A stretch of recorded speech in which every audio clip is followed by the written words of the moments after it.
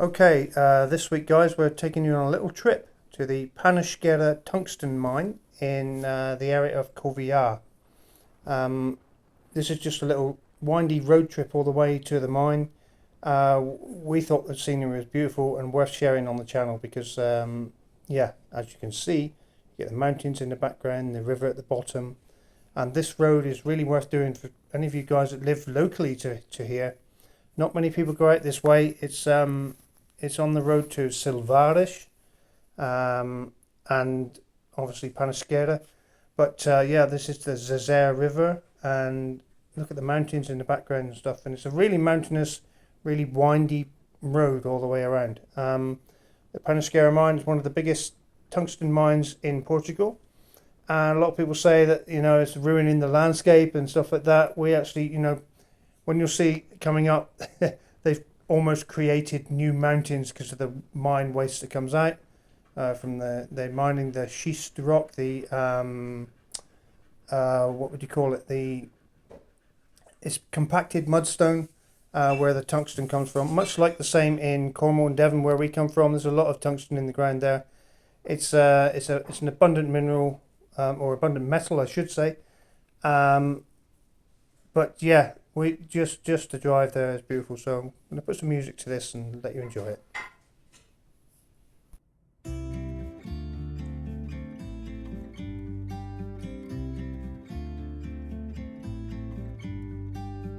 About to leave, already packing. Come with me, I'm not really asking. We'll get away to a place where we don't know. About to see the world in action, what we can be, life with no distractions. We'll get away, this is what we waited for. Take my hand, we'll make it somehow. We can't miss out. I'm done living life with the lights out, die with my own doubts. Be free with me. Be free. Be free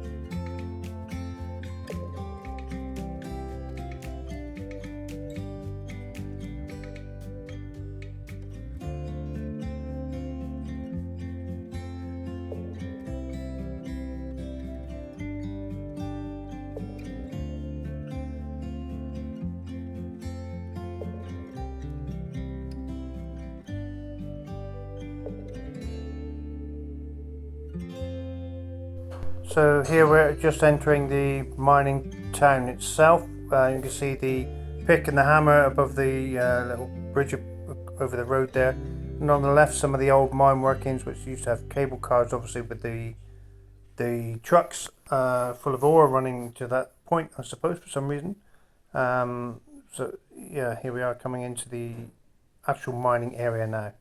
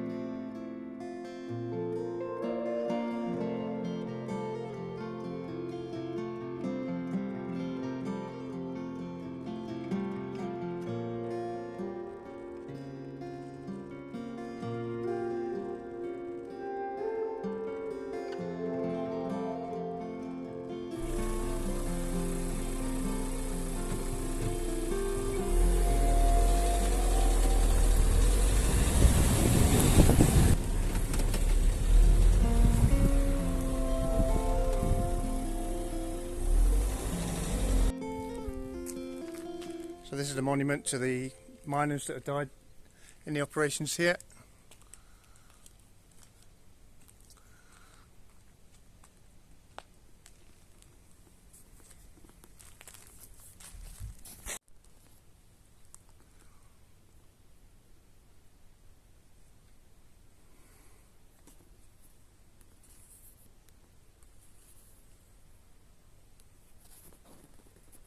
This is obviously what the miners used to travel on the tracks down in the mines to get in there. Wow.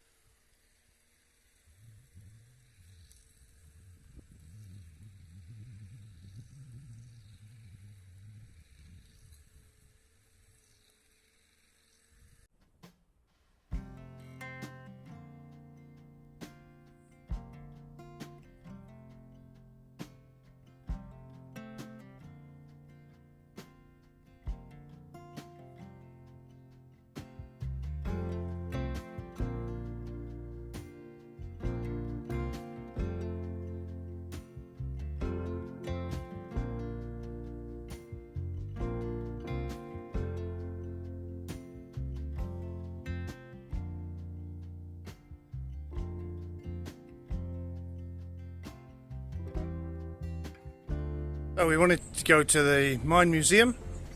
Unfortunately, it's closed. With no idea why. Okay, so we're on our way back from the Panasqueira mine, and just had to stop here and show you something. See all these trees here, all these trees here, all this hillside in the distance, all that over there, and this big mine castings here. All these trees are burnt everywhere. You can imagine, I don't know when the fire was here, but everything you see would have been on fire. And that's the worst thing about living in Portugal, especially this time of year. Okay everyone, quick update of what we've been doing this week. Here we have, I've made the turkeys a paddling pool, which they really appreciate because Albert's really hot. Just going to check it. They've been pooing in it, which is really nice. It's still cool, so it's okay. They've got fresh water to drink as well, but I thought the pool would be a nice addition to their lives at the moment, because it's 42 degrees right here where I'm standing now. But yeah, I just made that out of a couple of these timber offcuts and a bit of pond liner. Just to give them a pool. I'm going to clean it out now and put fresh water in it, I think. As you can see, we've put shade everywhere as best we can, just to try and keep things cool. I mean, it's, you know, it's crazy hot. And the little chicks are under here. They're fine. All again very hot. So as you can see, I update you on the chickens. Most of them spend their day under here in the shade, digging out underneath my hazel tree. But yeah, they're all in here in the shade, in the cool, trying to keep cool. These guys have loads of water as well, and we've now let the chicks out of the nursery, so they're running around somewhere with Mum. Let's see if we can find her. A few of the chickens are in here, which is actually the most sensible thing, because this is probably the coolest place around. It's yeah, so like 30 degrees in here, 42 outside, so yeah. So Blondie, mummy hen, and her chicks are under here somewhere. I'm trying to get you a shot of them, but they keep hiding. They keep going from one side to the other. Come on guys, don't be shy. Don't be shy. Aha. Aha. Go a bit quicker. There's a couple of them. Yeah, they're growing well. Cindy just needs to finish the top of her hutch and a few other things. I must say the cherry tree here is looking decidedly worse for wear with the drought we're having. Yeah, not good at all. We haven't watered it because we don't want to run out of water for the animals, basically, and vegetables, you know. So yeah, we've got other cherries. It was never a very good producer anyway, so we'll see how it goes. The oranges seem to be doing alright in the heat. These are last year's, so these would have been ripening. Well, they're still not too bad now, but it's the new ones that are coming, and there are lots of them. Good crop for oranges. Christmas time, I think. Yeah, quite a few. These are our navel oranges. Yeah, these are our navel oranges. So called because they have like a navel on the bottom of them. Yeah, but not all of them. Don't want. Some of them don't, you know. But I think that's where they got the name from. We come down to see how the pigs are doing in the heat. I'd say they're doing really noisily. Very little treat, guys. Little treat. Cindy. Ow! With my fingers. There you go. On the pudding. Wilbur. There. A little treat for you guys. Check your water.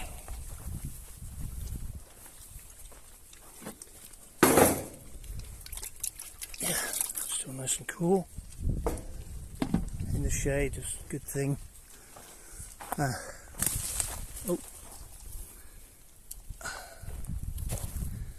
See how dry things are here.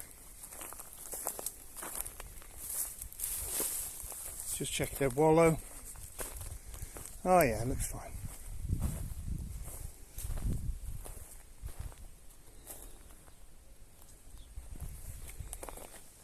Yeah, they've been making a bit more of a mess here, but it's okay. It means this pear tree is going to get plenty of water. And this one as well. And the figs. But some of them look a bit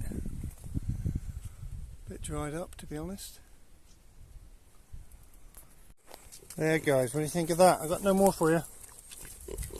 Yeah, no more for you. Go on.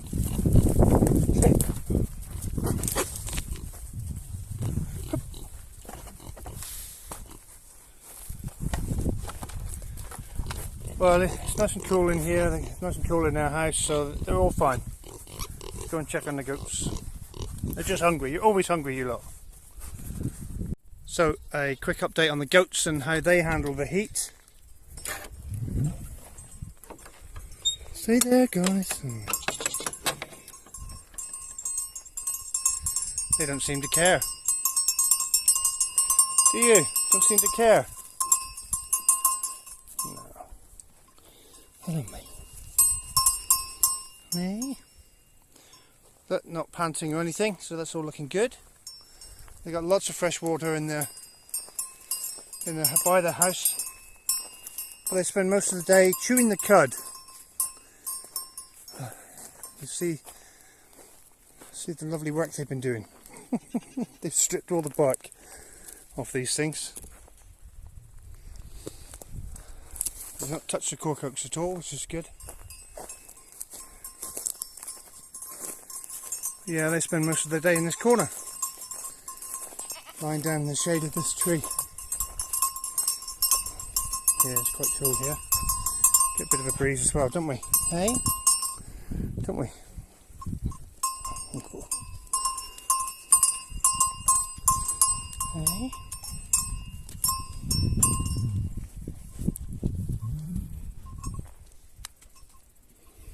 Bertie. Bertie.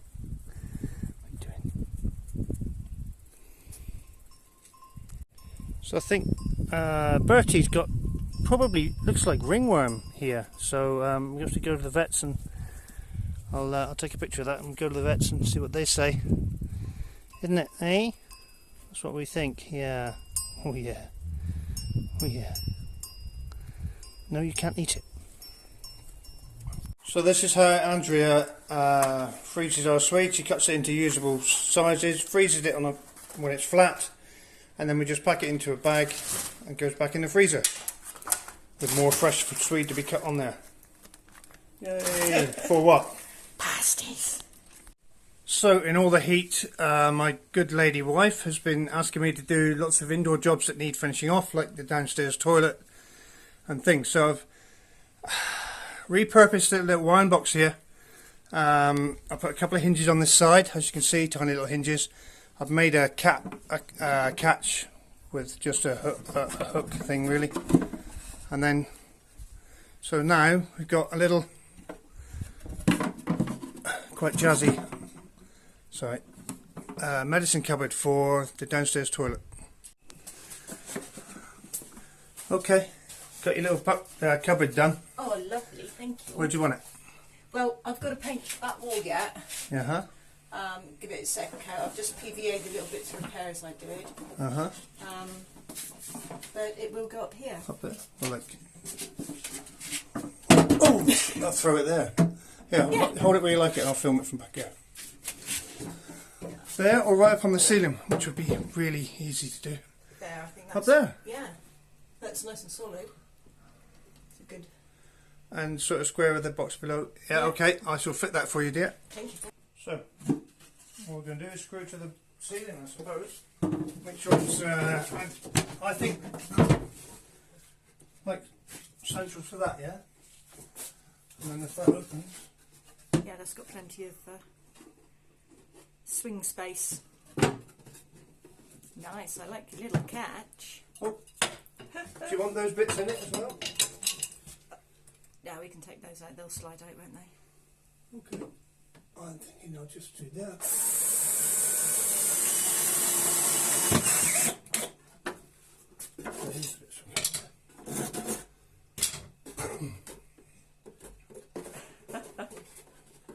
I'll say that, right? Oh yeah. Might leave the back ones in for support. Yeah. I think they're nailed in from the other side. So, oh,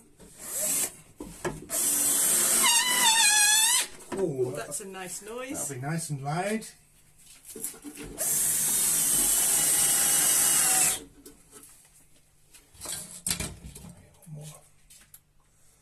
Yeah, I'm pretty sure that.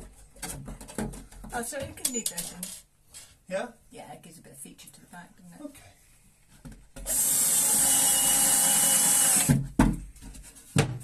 There you go. Perfect. That's just a great way to repurpose an old wine box. But we didn't buy the wine, by the way. We found it in the rubbish bin. Yes, the box that is, not the wine, sadly.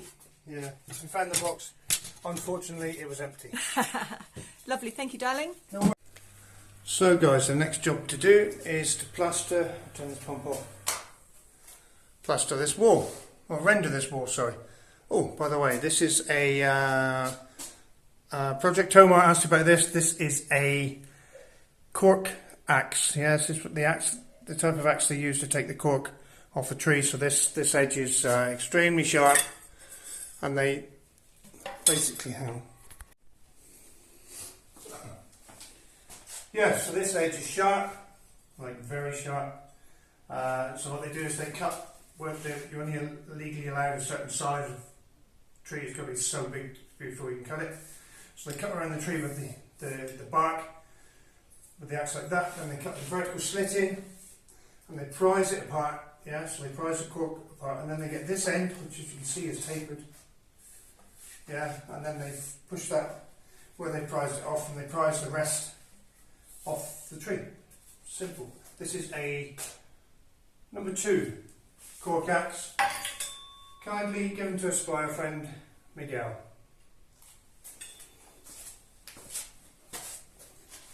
Yeah, so as I said, we have to render this wall, and I don't think I'll be doing it now. This is one of the hottest days this week. I'm going to wimp out and not do it. Basically, what I thought I'd have a go at, I'm going to PVA the whole wall. That PVA or SBR it, whichever I got most of. That should seal it against absorption, yeah, which will make it not dry out so quick. So yeah, I think I'll do that. I'll PVA the wall first, and then we'll have a go at rendering it. I'll do that tomorrow, so it won't be on tonight's video, I'm afraid. But there you go. So here we are, back at Andreas' house, and me and Andrew have just come up to have a look, check on the bridge stuff. Just we've had some comments, and some of you guys wanted to follow up on the bridge and how it looks now with the tank full of water. It's not quite full, but we'll show you. So here's Ange on the bridge. Take my weight. Yeah, the water's looking a bit green, but you know, just got out the van just now. It's 4 o'clock in the evening, 5 o'clock in the evening, and it's 42 degrees here, so oh, it's 10 to 6, sorry, yeah, and we're going to get a bit of algae and stuff. But yeah, that's so, hang on, from a distance over here. Yeah, I think you got the desired effect there. The water level's got to come up yet another, you can see with a waste pipe over there, so it's got to come up another, 6 inches, 150 mil, so it'll be just underneath the bridge here, which is exactly what you wanted. How cold's the water? Oh, it's not bad. Quite refreshing. So just a quick explanation as to where Andreas' water comes from. He's got a big tank up here. Between him and 2 neighbours, I think they share a piece each. And he's got a pipe that comes down underground to here, which feeds this little pond by the back door. And then that overflows from here all the way along here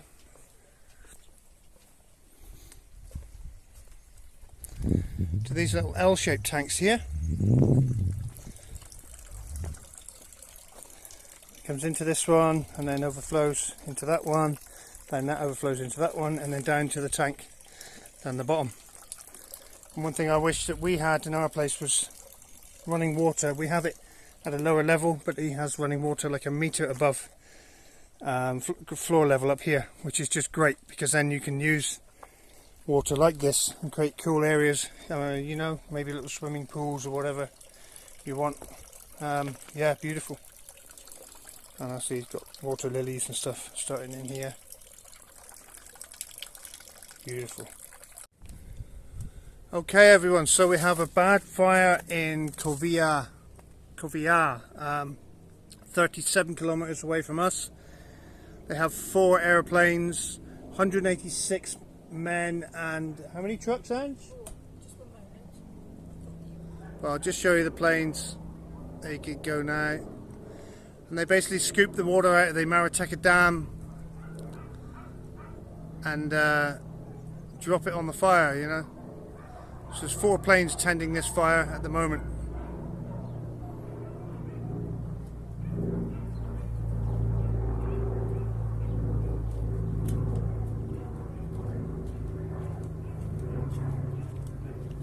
Well done, guys.